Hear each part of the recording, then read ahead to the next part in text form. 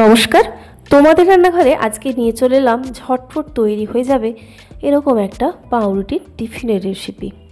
বানানো খুব সহজ আর খেতে ভীষণ টেস্টি হয়। বাড়ির বাচ্চা থেকে বড় সবার কিন্তু ভালো লাগবে। স্কুল অফিসের টিফিনেও যেমন রেসিপিটা আপনি দিতে পারবেন, সেরকম বাড়িতে কেউ এলে ঝটপট কিন্তু তৈরিও করে দিতে পারবেন। তো চলুন শুরু করি রেসিপি। এর জন্য লাগবে স্লাইস ব্রেড। যতগুলো বানাবেন সেরকমভাবে নিয়ে নিতে হবে। এক একটার জন্য দুটো স্লাইস লাগবে। তো এই স্লাইসগুলোর একটা দিককে হয় আপনি বাড়িতে থাকা কোনো টমেটো কেচাপ বা টমেটো সস অথবা বাটার দিয়ে এভাবে উপরের দিকটা বুলিয়ে নিতে হবে। একটা সাইড মানে ব্রেডটার একটা সাইডে অবশ্যই এরকম কিছু দিয়ে দিতে হবে, নাহলে খাওয়ার সময় গলায় লাগবে, শুকনো শুকনো লাগবে। এবার এর মধ্যে আমি একটা দিয়ে দিচ্ছি আলুর পুর।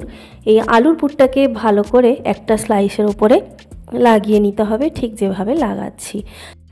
এই আলুর পুরটা কিন্তু আমি আলু আগে থেকে সেদ্ধ করে রাখার ঝামেলা ছাড়াই তৈরি করেছি। আমি এখন আপনাদের সঙ্গে শেয়ার করব পুরটা কীভাবে তৈরি করেছি। তার আগে দেখুন, যে ব্রেডটাতে আমি এই আলুর পুরটা দিলাম তার উপরে আরেকটা স্লাইসকে এইভাবে চেপে বসিয়ে দিলাম। এবার দেখিয়ে দিই আপনাদের পুরটা কিভাবে তৈরি করবেন। রান্নাটা কিন্তু এখনও কমপ্লিট হয়নি। এবার কড়াইতে আমি একটা তেল দিয়ে দিলাম। কড়াইকে ভালো করে গরম করে, যে কোনো তেল ব্যবহার করবেন। 1 চা চামচ মতো রসুন কুচি দিলাম। এরপরে একটা বড় সাইজের পেঁয়াজ মোটামুটি মিহি করে কুচিয়ে নিয়েছি, খুব মিহি করতে হবে এমন না। এবারে অল্প নাড়াচাড়া করে এটাকে একটু ফ্রাই করে নিতে হবে। রসুনটা কড়াইকে খুব ভালো করে গরম করে দেওয়ার কারণে পুড়ে যাওয়ার চান্স থাকে, সঙ্গে সঙ্গে নাড়াচাড়া করে দেবেন। এবারে দুটো মাঝারি সাইজের আলু, অল্প একটু ক্যাপসিকাম কুচি, অল্প একটু গাজর কুচি দিলাম। এই পরিমাণগুলো আপনি চাইলে কম বেশি করবেন। আলুর পরিমাণটাকেও আপনি যদি অনেকগুলো বানাতে চান তাহলে বেশি করে তৈরি করতে হবে। আমি যে ব্রেডের স্যান্ডউইচটা তৈরি করে দেখালাম, এই আলুটাতে অন্তত 5টা মতো তৈরি করে নেওয়া যাবে, 10 পিস হবে যদি ওটাকে আপনি দুভাগে ভাগ করে দেন। স্বাদ মতো নুন দিলাম। এবারে একেবারে অল্প একটু হলুদ গুঁড়ো দিতে হবে, অল্প একটু জিরে গুঁড়ো, অল্প একটু এখানে ধনে গুঁড়ো। যদি বাড়িতে চাট মশলা থাকে তাহলে দিয়ে দেবেন, আমার কাছে ছিল না। অল্প একটু স্বাদ মতো লঙ্কার গুঁড়ো দিয়ে এবারে ভালো করে সব কিছুকে একসঙ্গে মিশিয়ে নিতে হবে। এবার এই হাই ফ্লেমে মিনিটখানেক একটু নাড়াচাড়া করে মিশিয়ে নেবেন। যদি হাই ফ্লেমে রেখে আলুটাকে কিছুক্ষণ নাড়াচাড়া করেন, আলু কিন্তু খুব তাড়াতাড়ি সেদ্ধ হয়ে যায়। এবারে মিনিটখানেক নাড়াচাড়া করে নেওয়ার পরে এই আলুটাকে এবারে ঢাকা দিয়ে রেখে দিতে হবে 2 থেকে 3 মিনিটের জন্য লো মিডিয়াম ফ্লেমে। তাহলে কি হবে, আস্তে আস্তে আলুটা আরও ভালো করে সেদ্ধ হয়ে যাবে, মশলাটাও খুব ভালো করে ভাজাও হয়ে যাবে এতে করে। এবারে প্রায় 2-3 মিনিট পরে ঢাকা খুলেছি। দেখুন নিচের দিকটা কি সুন্দর ভাজা ভাজা হয়ে গেছে।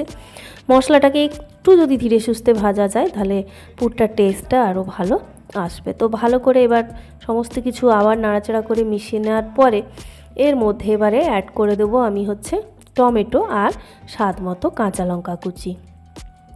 টমেটোর পরিমাণটাকেও আপনি বাড়াতে পারেন যদি একটু টক পছন্দ করেন। আর কিছু ধনেপাতা কুচি যদি থাকে বাড়িতে, অবশ্যই যদি থাকে, না থাকলেও কিন্তু রেসিপিটা তৈরি করা যাবে। আপনি চাইলে এর সঙ্গে আরও কিছু সবজি অ্যাড করতে পারেন।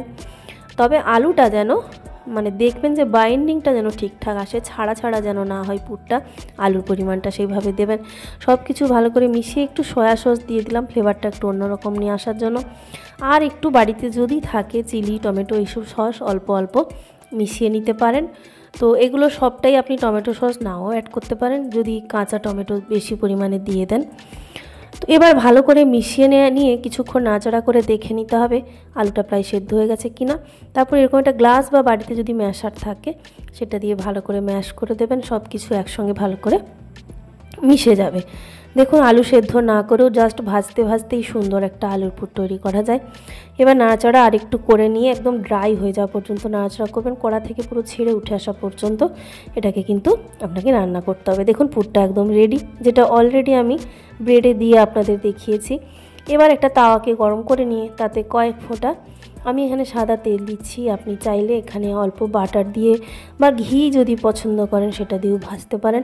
তবে শুধু বাটার দিলে অল্প একটু তেল মেশাবেন, নাহলে পুড়ে যাওয়ার চান্স থাকে, একটা দিক খুব তাড়াতাড়ি পুড়ে যাবে। এবারে এই ব্রেডটা দিয়ে 30 থেকে 40 সেকেন্ড, একদম ফ্লেমটাকে হাই রাখা যাবে না, মিডিয়াম রেখে 30-40 সেকেন্ড একটা দিক জাস্ট সেঁকে নেবেন।